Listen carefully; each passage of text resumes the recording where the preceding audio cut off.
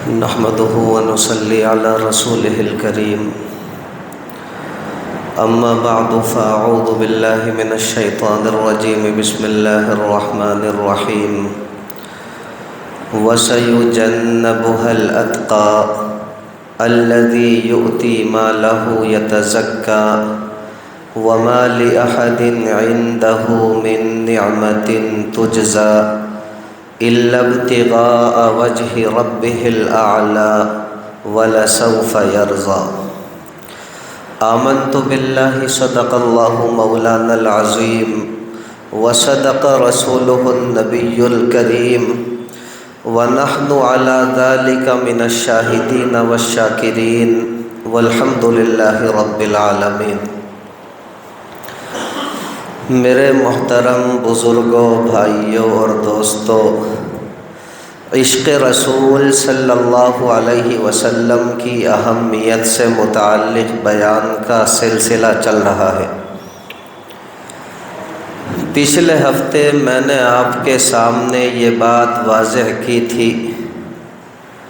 کہ نبی اکرم صلی اللہ علیہ وسلم سے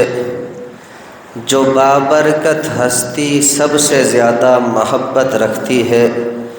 اس بابرکت ہستی کا نام ہے سیدنا ابو بکر صدیق رضی اللہ تعالی عنہ۔ اور پھر میں نے سیدنا ابو بکر صدیق رضی اللہ تعالی عنہ کے عشق رسول صلی اللہ علیہ وسلم سے لبریز کچھ واقعات بھی آپ کی خدمت میں رکھے تھے۔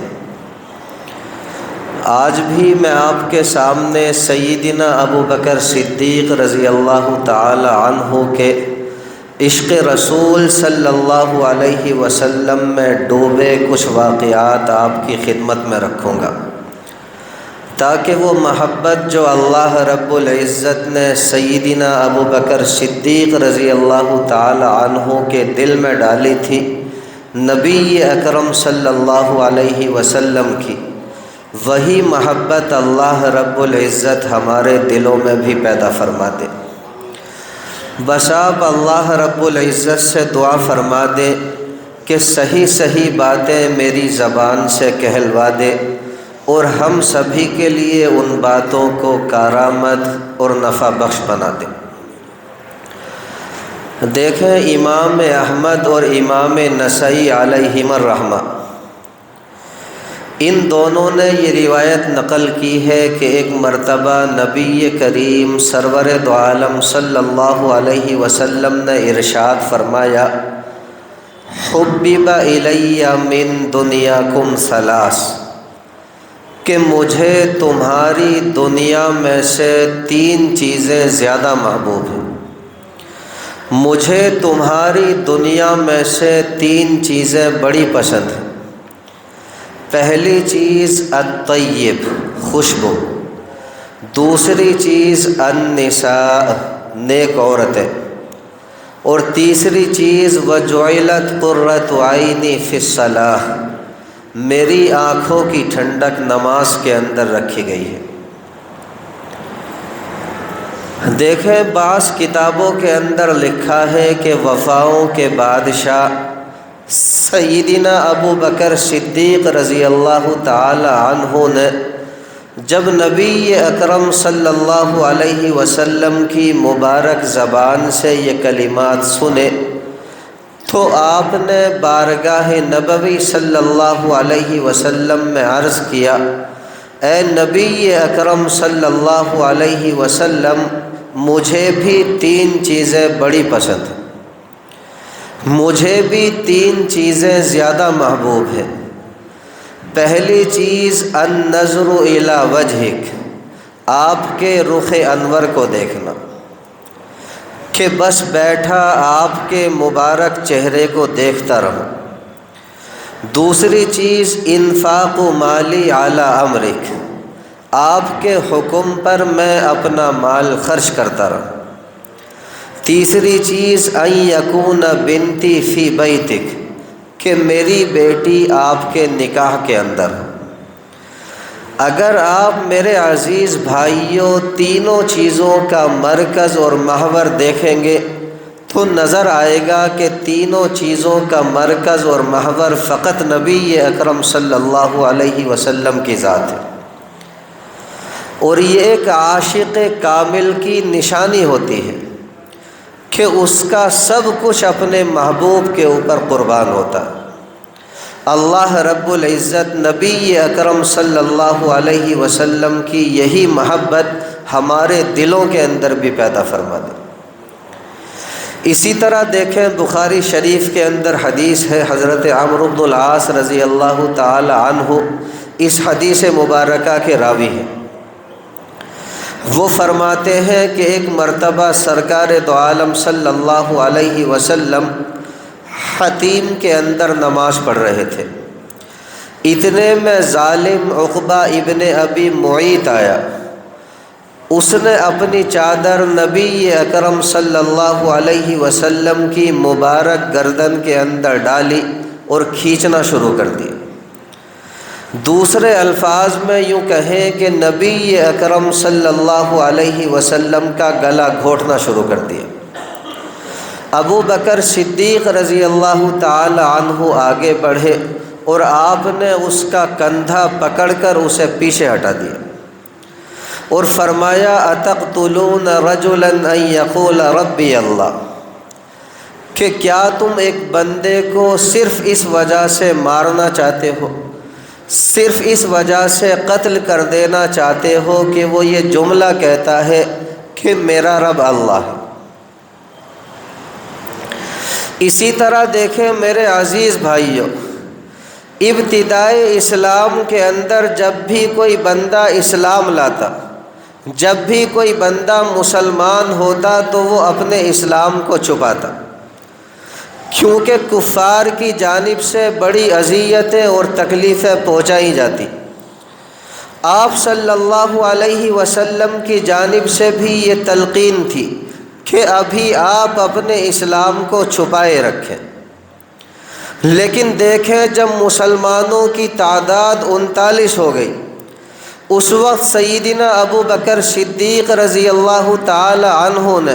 بارگاہ نبوی صلی اللہ علیہ وسلم میں عرض کیا، اے نبی اکرم صلی اللہ علیہ وسلم، اب ہمیں کھلم کھلا اسلام کی تبلیغ کرنی چاہیے۔ آپ صلی اللہ علیہ وسلم نے ارشاد فرمایا کہ ابھی نہیں۔ ابو بکر صدیق رضی اللہ تعالی عنہ نے بار بار اصرار کیا، آپ کے بار بار اصرار کرنے کی وجہ سے نبی اکرم صلی اللہ علیہ وسلم نے اجازت مرحمت فرما دی۔ ابو بکر صدیق رضی اللہ تعالی عنہ ان تمام لوگوں کو ساتھ لے کر مسجد کعبہ میں پہنچے اور وہاں آپ نے اسلام کی تبلیغ کے لیے خطبہ دینا شروع کیا۔ یہ میرے پیارے بھائیوں سب سے پہلا خطبہ ہے جو اسلام کے اندر دیا گیا،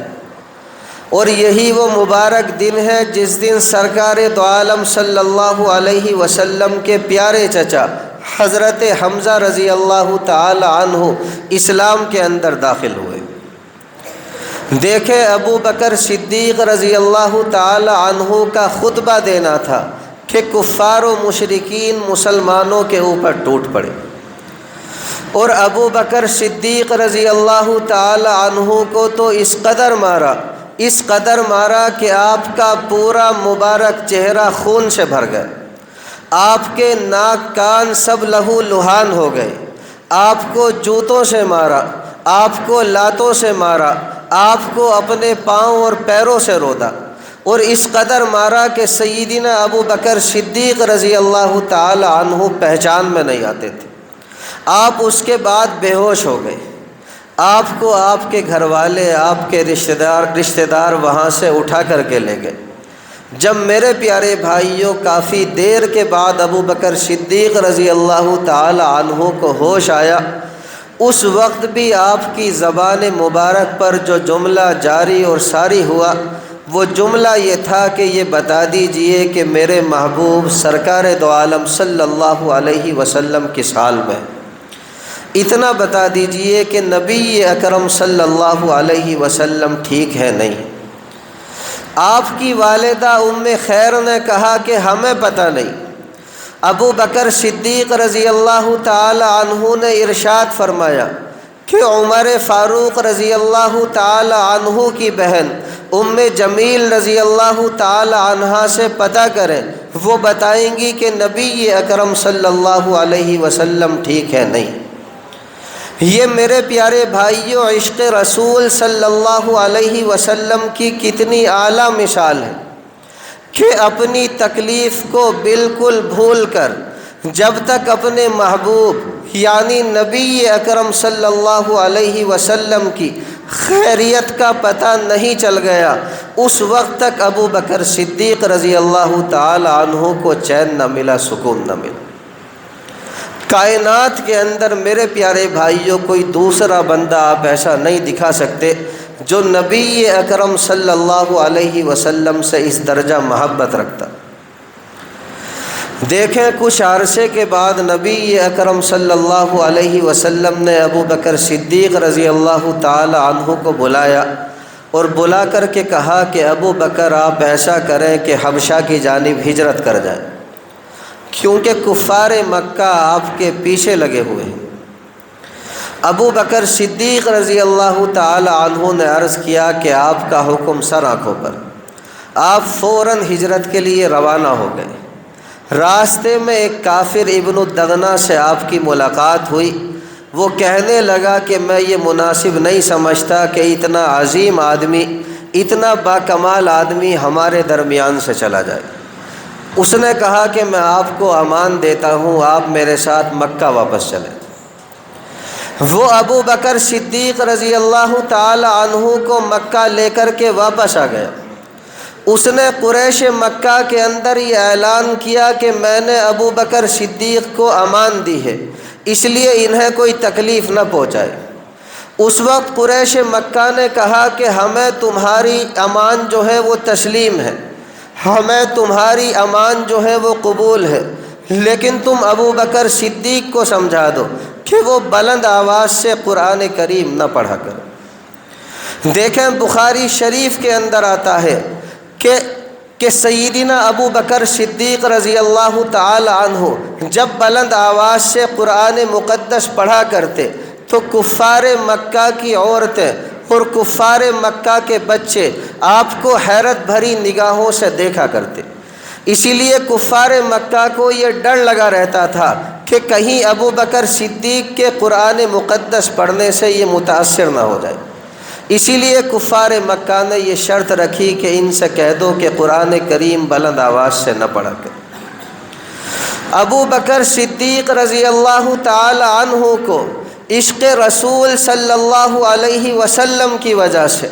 عبادتوں کے اندر اس قدر کامل شغف ہو گیا تھا کہ سوز و گداز کی وجہ سے آپ کے دل پر ہر وقت ایسی رقت طاری رہتی تھی جس سے سامنے والا بندہ بھی متاثر ہو جاتا تھا۔ بخاری شریف کے اندر آتا ہے کہ ابو بکر صدیق رضی اللہ تعالی عنہ جب نماز پڑھنے کے لیے کھڑے ہوتے اور آپ کو کفار مکہ کی عورتیں اور بچے قرآن مقدس پڑھتے ہوئے دیکھتے تو آپ کو حیرت بھری نگاہوں سے دیکھا کرتے۔ ابو بکر صدیق رضی اللہ تعالی عنہ کی یہ کیفیت ہوتی کہ بے اختیار قرآن مقدس پڑھتے ہوئے آپ زار و قطار رونے لگتے، آپ کی مبارک آنکھوں سے آنسو جاری ہو جاتے، آپ کی آنکھیں آپ کے کنٹرول اور قابو میں نہیں رہتی۔ کفار مکہ نے اس پر بھی اعتراض کیا تو ابن الدغنہ نے اپنی امان واپس لے لی۔ اس نے کہا کہ ابو بکر میں اپنی امان واپس لیتا ہوں۔ ابو بکر صدیق رضی اللہ تعالی عنہ نے ارشاد فرمایا کہ جا، میں نے تیری امان واپس کری اور میں فقط اپنے پالن ہار کی امان پر راضی ہوں۔ اور یہ حقیقت ہے کہ اللہ رب العزت کی ذات کے اوپر جب کوئی بندہ راضی ہو جاتا ہے تو وہ جانتا ہے کہ اللہ رب العزت اس کے لیے ہر طرح سے کافی ہو جائے گی۔ تو میرے پیارے بھائیوں، تاریخ انسانیت ایسی محبت کے واقعات پیش کرنے سے عاجز ہے، قاصر ہے، جو صحابہ کرام رضوان اللہ علیہم اجمعین کو تھی، اور خاص طور سے نبی اکرم صلی اللہ علیہ وسلم سے جو والہانہ محبت ابو بکر صدیق رضی اللہ تعالی عنہ کی تھی، اللہ رب العزت یہی محبت ہمارے دلوں کے اندر بھی پیدا فرما دے۔ اسی طرح دیکھیں، آپ نے پہلے بھی سنا ہوگا کہ غزوہ تبوک کے اندر آپ صلی اللہ علیہ وسلم نے صحابہ کرام سے کہا کہ بھائی اپنا اپنا مال جو ہے وہ اللہ رب العزت کے راستے میں پیش کریں۔ عمر فاروق رضی اللہ تعالی عنہ کا فرمان ہے، آپ کہتے ہیں کہ میرے پاس اس وقت کافی مال موجود تھا، میں نے اپنے دل میں سوچا کہ عمر، اگر تو ابو بکر سے کبھی آگے بڑھ سکتا ہے تو آج تیرے پاس موقع، آج تو ابو بکر سے آگے بڑھ سکتا ہے۔ کہتے ہیں کہ میں خوشی خوشی اپنے گھر گیا، اپنے گھر کا سارا سامان اکٹھا کیا، اور اس سامان میں سے آدھا سامان نبی اکرم صلی اللہ علیہ وسلم کی خدمت میں لے کر کے حاضر ہو گئے۔ آپ صلی اللہ علیہ وسلم نے ارشاد فرمایا کہ عمر، آپ نے اپنے گھر والوں کے لیے کیا چھوڑا؟ عمر فاروق نے بارگاہ نبوی صلی اللہ علیہ وسلم میں عرض کیا کہ چھوڑ آیا۔ آپ صلی اللہ علیہ وسلم نے ارشاد فرمایا، بتائیں تو صحیح کہ آخر چھوڑا کیا؟ آپ نے ارشاد فرمایا کہ یا نبی اللہ،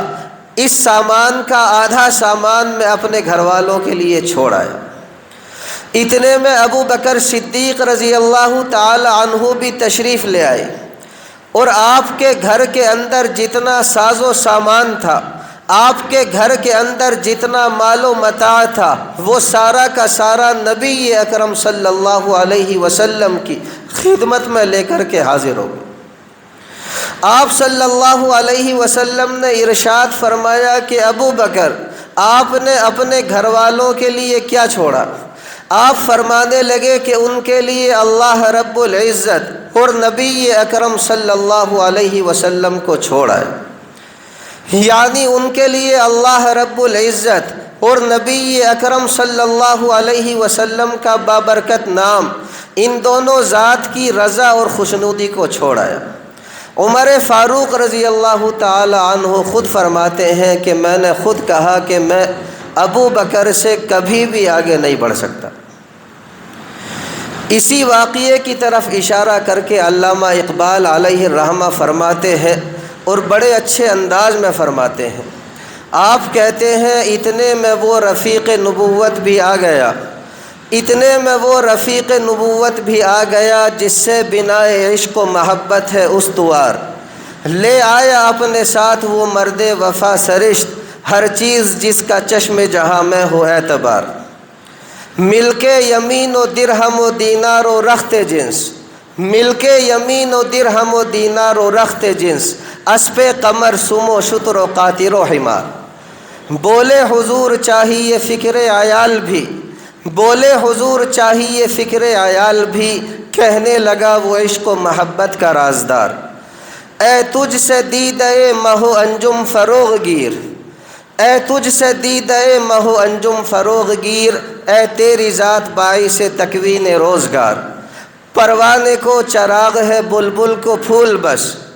پروانے کو چراغ ہے بلبل کو پھول بس، اور صدیق کے لیے ہے خدا و رسول بس۔ میرے پیارے بھائیوں، دل سے دعا کیا کریں کہ اللہ رب العزت یہی محبت نبی اکرم صلی اللہ علیہ وسلم کی ہر مومن کے دل کے اندر پیدا فرما دے۔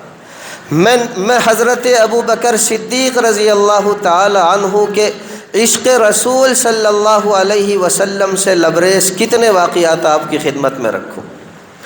دیکھیں، ایک واقعہ میں نے اپنے اکابر کی زبان سے سنا، اور فی الوقت جو ہے میں کسی کتاب کے اندر نہ دیکھ سکا، لیکن انشاءاللہ جلدی تحقیق کروں گا۔ واقعہ بڑا ہی عبرت آموز ہے۔ وہ یہ ہے کہ ایک مرتبہ حضرت ابو بکر صدیق رضی اللہ تعالی عنہ خوب رو رو کر کے دعا مانگ رہے تھے، اور دعا مانگتے ہوئے بے انتہا رو رہے تھے۔ جب آپ فارغ ہو گئے تو گھر والوں نے پوچھا کہ ابو بکر کیا بات تھی؟ آپ فرمانے لگے کہ بات اصل میں یہ ہے کہ میرے پاس اس وقت کچھ مال موجود ہے اور میں وہ مال نبی اکرم صلی اللہ علیہ وسلم کی خدمت میں پیش کرنا چاہتا ہوں۔ دیکھیں، توجہ سے سننے والی بات ہے، جتنی توجہ کے ساتھ سنیں گے اتنا ہی ایمان تازہ ہوگا اور نبی اکرم صلی اللہ علیہ وسلم کی محبت ہمارے دل میں بیٹھے گی۔ آپ فرمانے لگے کہ میرے پاس کچھ مال موجود ہے اور میں وہ مال نبی اکرم صلی اللہ علیہ وسلم کی خدمت میں دینا چاہتا ہوں، لیکن بات اصل میں یہ ہے کہ جو ہاتھ دینے والا ہوتا ہے وہ دینے والا ہاتھ جو ہے اوپر ہوتا ہے اور لینے والا جو ہاتھ ہوتا ہے وہ ہمیشہ نیچے ہوتا ہے، اور میں اپنے آقا صلی اللہ علیہ وسلم کی اتنی بھی بے ادبی برداشت نہیں کر سکتا کہ آپ کو مال دیتے ہوئے میرا جو ہاتھ ہے وہ آپ کے ہاتھ سے اوپر ہو اور آپ کا پیارا ہاتھ میرے ہاتھوں کے نیچے۔ کہتے ہیں اسی لیے میں رو رو کر کے اللہ رب العزت سے یہ دعا مانگ رہا تھا کہ یا اللہ، آپ نبی اکرم صلی اللہ علیہ وسلم کے دل کے اندر یہ بات ڈال دیجئے کہ وہ ابو بکر کے مال کو اپنا مال سمجھ کر کے خرچ کیا کرے۔ اور دیکھیں، حدیث مبارکہ ہمیں بتاتی ہے کہ نبی اکرم صلی اللہ علیہ وسلم ابو بکر صدیق رضی اللہ تعالی عنہ کے مال کو اپنے مال کی طرح خرچ کیا کرتے تھے۔ آپ صلی اللہ علیہ وسلم نے یہاں تک ارشاد فرمایا کہ میرا سب سے بڑا محسن مال اور خدمت کے اعتبار سے اگر کوئی ذات ہے تو وہ ہے سیدنا ابو بکر صدیق رضی اللہ تعالی عنہ کی ذات۔ اور یہاں دیکھیں، یہ بات بھی میں آپ کے سامنے رکھ دوں میرے عزیز بھائیوں، جو ہم سبھی کے لیے سننے کی ہے، سمجھنے کی ہے۔ دیکھیں، جب ایک بندہ کسی سے محبت کرتا ہے تو وہ محبت کے اندر کبھی کبھی حد سے آگے بھی بڑھ جاتا ہے، لیکن ابو بکر صدیق رضی اللہ تعالی عنہ یہ وہ شخصیت ہے جو نبی اکرم صلی اللہ علیہ وسلم سے اس قدر محبت رکھتی ہے کہ عشق رسول صلی اللہ علیہ وسلم کے اندر آپ کو کائنات کے اندر آپ کا کوئی ثانی نہیں ملے گا۔ لیکن آپ کی محبت کا کمال یہ ہے کہ آپ نے نبی اکرم صلی اللہ علیہ وسلم سے جتنی محبت کی ہے وہ صرف اور صرف اللہ رب العزت کی قائم کی ہوئی حدود کے اندر رہ کر کی ہے۔ آپ کبھی بھی ان حدود سے آگے نہیں بڑھے۔ اس پر میں ایک واقعہ آپ کے سامنے رکھتا ہوں اور اپنی بات کو مکمل کر دیتا ہوں۔ دیکھیں، جب نبی اکرم صلی اللہ علیہ وسلم کا وصال ہوا، آپ نے اس دنیا سے پردہ فرمایا، یا سیدھے سادے الفاظ میں کہیں کہ نبی اکرم صلی اللہ علیہ وسلم کی ذات عالیہ پر جب موت واقع ہوئی اس وقت صحابہ کرام رضوان اللہ علیہم اجمعین کے اوپر غموں کا پہاڑ ٹوٹ پڑا۔ اور دیکھیں، حضرت عمر فاروق رضی اللہ تعالی عنہ جیسے جلیل القدر صحابی بھی اس وقت اپنا ہوش کھو بیٹھے، اور آپ یہ کہنے لگے کہ بعض منافقین یہ سمجھتے ہیں کہ نبی اکرم صلی اللہ علیہ وسلم کے اوپر موت واقع ہو چکی، جبکہ حقیقت یہ ہے کہ نبی اکرم صلی اللہ علیہ وسلم اپنے رب کے پاس تشریف لے گئے ہیں، جس طرح موسیٰ ابن عمران اپنے پالنہار کے پاس تشریف لے گئے تھے اور غالباً 40 راتیں غائب رہ کر کے واپس آ گئے تھے، اسی طرح نبی اکرم صلی اللہ علیہ وسلم بھی واپس تشریف لے آئیں گے۔ اس وقت میرے پیارے بھائیوں صرف اور صرف ابو بکر صدیق رضی اللہ تعالی عنہ کی اکیلی ذات تھی جس نے حالات کو قابو میں کیا، جس نے حالات کو کنٹرول کیا۔ ابو بکر صدیق رضی اللہ تعالی عنہ تشریف لائے اور کسی سے بات نہیں کی، آپ سیدھے سیدہ عائشہ صدیقہ رضی اللہ تعالی عنہا کے پاس تشریف لے گئے۔ آپ نے نبی اکرم صلی اللہ علیہ وسلم کے پیارے چہرے سے چادر ہٹائی، آپ صلی اللہ علیہ وسلم کا رخ انور چوما، آپ صلی اللہ علیہ وسلم کے پیارے چہرے کو بوسہ دیا اور آپ کی آنکھوں سے آنسو جاری ہو گئے۔ اس وقت ابو بکر صدیق رضی اللہ تعالی عنہ فرمانے لگے کہ اللہ رب العزت کی قسم، اللہ رب العزت نبی اکرم صلی اللہ علیہ وسلم کے اوپر دو موت جمع نہیں کرے گا۔ ایک موت جو اللہ رب العزت نے آپ کے لیے لکھ دی تھی وہ آپ کے لیے واقع ہو گئی۔ اس کے بعد دیکھیں ابو بکر صدیق رضی اللہ تعالی عنہ باہر تشریف لائے اور آپ نے باہر آ کر کے وہ تاریخی کلمات کہے، آپ نے باہر آ کر کے وہ تاریخی خطبہ دیا جو ہم سبھی کے لیے عبرت کا سامان ہے۔ آپ نے ابو بکر صدیق رضی اللہ تعالی عنہ نے ارشاد فرمایا کہ من کان منکم یعبد محمدا، کہ تم میں سے جو کوئی بندہ نبی اکرم صلی اللہ علیہ وسلم کی عبادت اور پرستش کیا کرتا تھا تو فإن محمدًا قد مات، وہ اچھی طرح سن لے، وہ اچھی طرح جان لے، وہ اچھی طرح سمجھ لے کہ نبی اکرم صلی اللہ علیہ وسلم کے اوپر موت واقع ہو چکی۔ اور آگے فرمایا وَمَنْ كَانَ مِنْكُمْ يَعْبُدُ اللَّهَ، اور تم میں سے جو بندہ اللہ رب العزت کی عبادت اور پرستش کیا کرتا تھا تو فإن اللہ حی لا یموت، وہ اچھی طرح جان لے کہ اللہ رب العزت ہمیشہ زندہ رہنے والی ذات ہے، اسے کبھی بھی موت نہ آئے گی۔ اور فرمایا کہ اللہ رب العزت نے قرآن مقدس کے اندر ارشاد فرمایا وما محمد الا رسول، کہ محمد صلی اللہ علیہ وسلم نہیں ہے مگر ایک رسول۔ آگے فرمایا قد خلت من قبلہ الرسل، آپ سے پہلے بھی رسول گزر چکے، آپ سے پہلے بھی رسول اس دنیا سے جا چکے۔ افإن مات او قتل، تو اگر کیا انہیں موت واقع ہو جائے یا اگر وہ قتل کر دیے جائیں، انقلبتم علی اعقابکم، تو کیا تم لوگ اپنی ایڑیوں کے بل پھر جاؤ گے، یعنی جیسے پہلے تھے ویسے ہو جاؤ گے۔ اور فرمایا وَمَن يَنْقَلِبْ، اگر کوئی بندہ اپنی ایڑی کے بل پھر بھی جائے تو فَلَن يَضُرَّ اللَّهَ شَيْئًا، وہ ہرگز اللہ رب العزت کا کچھ نہیں بگاڑ سکتا، وہ ہرگز اللہ رب العزت کو نقصان نہیں پہنچا سکتا۔ وَسَيَجْزِي اللَّهُ الشَّاكِرِينَ، اور اللہ رب العزت قدردان بندوں کو بدلہ دیا کرتے۔ تو یہی بات میں آپ سبھی سے کہتا ہوں کہ نبی اکرم صلی اللہ علیہ وسلم سے محبت کریں اور خوب کریں، بلکہ دل سے دعا کریں کہ دنیا کے اندر بسنے والے ہر مومن کے دل کو اللہ رب العزت نبی اکرم صلی اللہ علیہ وسلم کی محبت سے آباد رکھے، لیکن کبھی بھی اس محبت کے اندر حد سے آگے نہ بڑھیں۔ آپ صلی اللہ علیہ وسلم تو خود ارشاد فرماتے ہیں کہ کبھی بھی میری محبت میں ایسے حد سے آگے نہیں بڑھنا جیسے کفار و نصارہ جو ہیں وہ حد سے آگے بڑھ گئے تھے۔ تو اللہ رب العزت سے دعا کیا کریں کہ جو محبت اپنے پیارے حبیب نبی اکرم صلی اللہ علیہ وسلم کی اللہ رب العزت کو ہم سے مطلوب ہے، وہی محبت اللہ رب العزت ہر مومن کے دل میں پیدا فرما دے۔ اللہ رب العزت کہنے سننے سے زیادہ عمل کی توفیق مرحمت فرما دے۔